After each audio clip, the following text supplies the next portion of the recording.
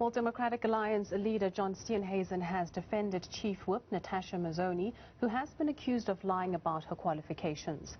Steenhuisen has accused a former DA member, Herron, of the Good Party, of lying and trying to tarnish Mazzone's name. He was speaking in Umgeni municipality in Howick, KZN, where the party was campaigning ahead of the local government elections later this year. Newzroom Afrika's Bonga Lulani has the details. And it's a busy time for one of the country's biggest political parties. The official opposition, as they're in Howick and Umgeni, trying to campaign as to what's happening and also moving forward, growing the support of the party. The leader of the party, John Steenhuisen, is here and he joins me right now. Mr. Steenhuisen, thank you for joining me. You're on the podium just basically telling the Umgeni community that you're 9% away from delivering good governance. What does that mean? Well, it means that we're 9% away from taking control in this municipality. It's one of the strategic municipalities that we've identified in KZN, where we can bring the ANC below 50% and form an alternative government and create a beachhead. It'll be the first municipality in KwaZulu-Natal that's governed by the DA. We're going all out for it, and that's why I've come up here to convince people, A, to register, but B, to come out and vote for change, because the Umgeni municipality is badly managed, it's riddled with corruption, and there's no service delivery. Residents are ready for change, and I think they were happy to listen that it is time for change here in Umgeni. What are the unique challenges this municipality faces, if there are any, and how, as you as a different or alternative government, will you change that or address them? Well, there's been really high levels of corruption and mismanagement here, and it's evidenced by the fact that as a result of that, service delivery has collapsed. Streetlights that aren't working, potholes in the road. I visited an informal settlement today that's been there for 20 years and they don't have piped water or electricity, or have not been even offered an upgrade. People's water accounts are erratic. When they do come, they're excessive. Just a complete lack of economic development. And the area has also been very hard hit by the decline in tourism as a result of COVID-19.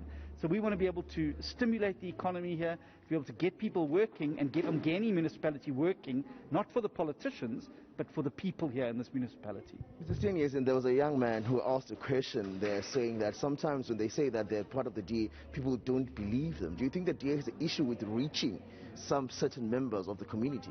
Well, I think that it's been a challenge for the DA in the past, which is why I've challenged the party that I would like a branch established in every municipal ward in the country. It's no good arriving in a community 3 weeks before an election and expecting people to vote for you. So I ran my leadership campaign on 3 key things: activism, branches and campaigning. And we are busy setting up structures in every single municipal ward in the country to be able to interact with each community and to be able to have that connection within the community where people see that we're walking the journey alongside them. So I'm hoping that certainly by next year we will have a constituted branch in every single ward in the country. Mr. Steenhuisen, the President said in October we might have local government elections. It's the first big test as leader, basically a local government election. How do you think your leadership will translate in the voting booth when it comes to those local government elections? Well, I'm very optimistic. I think the ground is ripe for the opposition in this election. You've got a government that has presided over an economic crisis where we're sitting with 42% of South Africans who don't have work. We've got a governance crisis where governance has just collapsed and residents do not get service delivery.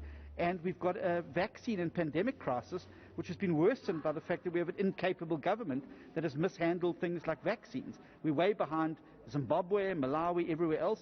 And I think that no government I've seen in the world has done well in the midst of record unemployment, an economic crisis and a health crisis.